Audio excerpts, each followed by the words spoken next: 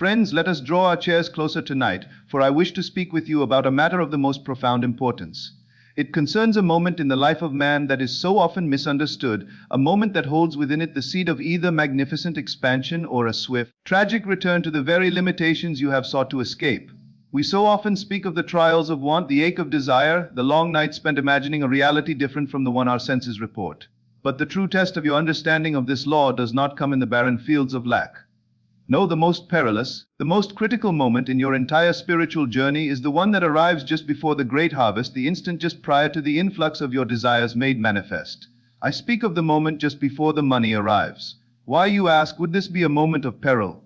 Is it not the very answer to our prayers, the fulfillment of our imaginal acts?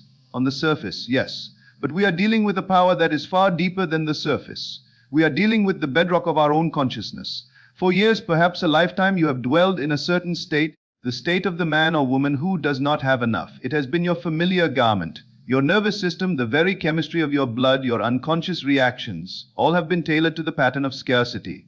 It is the home you have known. And when the promise of abundance, born of your faithful imaginative work, finally comes knocking at the door, the old resident, the man of want, is thrown into a panic. This new reality, this state of wealth, comes as a foreign invader to the long accustomed patterns of your being. And in that inner collision, what the world calls a neurological short circuit occurs. I call it the final battle between the old man and the new. This is not a theory I have spun from idle thought. I have witnessed it in myself and in the lives of countless men and women who have come to me. I recall a gentleman, a truly fine man in the world of commerce, who approached me not long ago. His face, which should have been shining with triumph, was instead a mask of deep, knowing anxiety. Neville, he began, his voice barely a whisper, I have done exactly as you have taught. For 5 long years I have slept in the feeling of being the man I wanted to be. I saw my business not as it was, but as I desired it to be. A thriving, respected, and monumentally successful enterprise. I felt the reality of it. I lived in that state. And now, Neville, it has happened. An investment has come through, a sum of money so vast it dwarfs my wildest dreams. The papers are signed, the funds are guaranteed, and I feel as if I am losing my mind. I lie awake in a cold sweat, my heart pounding in my chest. I feel like an imposter in my own life. I have everything I ever wanted, and I feel as though I am about to die. I let him speak to pour out this strange terror. When he was finished, I looked at him and said, My dear friend, you are not dying, but the man you used to be is. And that old man, the one who knew the struggle, the one who was defined by the striving, will not go quietly into the night. You have successfully imagined yourself out of an old state of consciousness and into a new one. But the body, that slow and faithful servant, is still catching up. You have moved into a glorious new mansion in your father's house, but you are still trying to live in it with the habits of the shack you just left behind. The tenant of scarcity is being evicted from the temple of your being, and he is rattling every door and window on his way out. This is where the law must be consciously, deliberately, and lovingly applied, not as a tool to get something, but as a means to be someone new. For you must grasp this fundamental truth, and I cannot repeat it enough: creation is finished. The wealthy man you desire to be, the secure woman you long to embody, that reality is not being built now. It already exists. It is a complete and perfect state of consciousness, waiting for you to occupy it. All states, from the beggar to the king, are finished rooms in the infinite mansion of God, which is your own wonderful human imagination. The time between the promise and the payment is your sacred window to move in, to furnish that new room with your feeling, and to make it your permanent natural home. Now, let me share with you the very technique I shared with that troubled soul, a method to navigate this crucial passage. But I must give you a solemn warning: do this only if you are truly prepared to let your old self dissolve. For once you clothe yourself in the new man, the comfortable, familiar rags of your former limitations will no longer fit. You cannot serve 2 masters. You cannot live in 2 states of consciousness at once. First, you must enter the silence and bar the door to the senses. Find a place where you will be undisturbed. Sit in your favorite chair.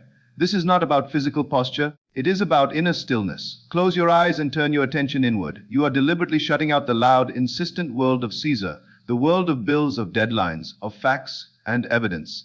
These facts are nothing more than the dead, objectified residue of your past imaginal acts. They have no power over you now unless you give it to them. Breathe deeply, not as a mere bodily function, but as an act of drawing your awareness away from the world of effect and deep into the world of cause, which is your own imagination. Second, you must dare to assume the feeling of your wish already fulfilled. This is the great secret. Do not make the common error of visualizing the process of getting the money.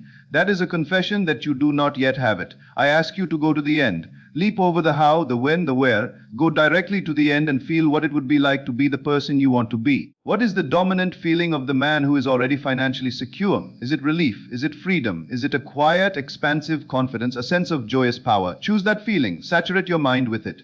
Clothe yourself in it as if it were a royal robe. Walk in your imagination as this new man. How do you view the world now from this state?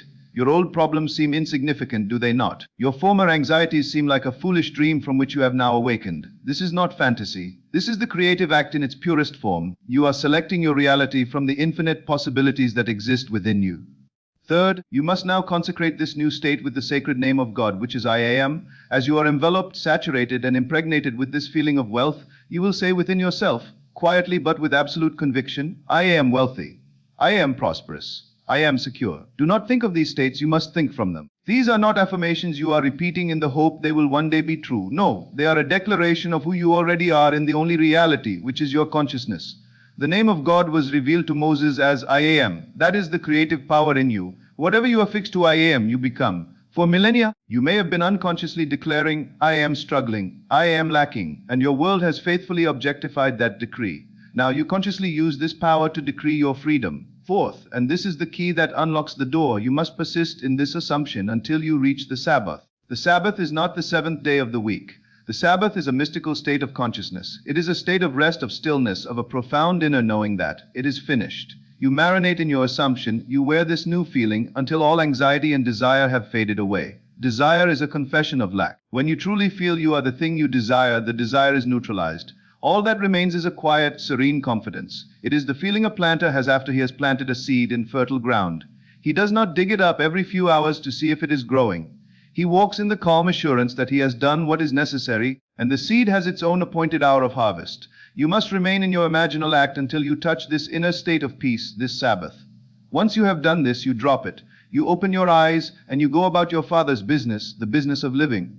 But you do not return to the old man. If a thought of doubt or fear comes, and it will, for the old man dies hard, you do not fight it. You simply remember the man you became in the silence. You remember your Sabbath. You turn your back on that thought as you would a stranger on the street trying to tell you a story that does not concern you. You see, the entire world is yourself pushed out. Every person, every condition, every circumstance is a mirror reflecting what you are in consciousness. If after your imaginal act you encounter someone who expresses doubt about your venture, do not argue with them. Recognize them for who they are, a messenger, an externalized form of a lingering doubt within your own mind. Bless them and return inwardly to your assumption. Revise your inner state and they will either change their tune or drift out of your world. And now we come back to that perilous moment. When the money, the physical symbol, finally appears in your account, be ready. For that is when the ghost of your old self will rise for its final, desperate stand. The voice of reason will whisper in your ear, it was a fluke, it was luck, you don't deserve this, you're not smart enough to manage it, you will surely lose it all. You must be waiting for this voice. And when it comes, you must smile at it with the compassion of a parent for a frightened child. And you will say to it, that man is dead, he was crucified with my old beliefs and buried in the tomb of my past. I am the resurrection and the life of a new being. I am a man of infinite substance, and this abundance is my natural, God-given birthright.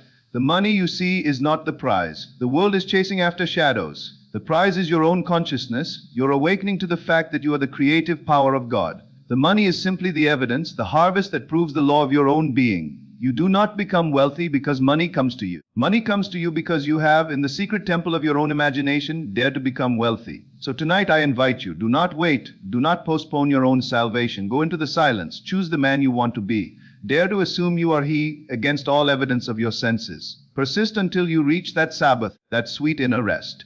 And then walk this earth not as the man who is seeking, but as the man who has already found. The world is a great mirror, and it has no choice but to reflect back to you the face of the man you have declared yourself to be. And that face, my friends, is the face of God.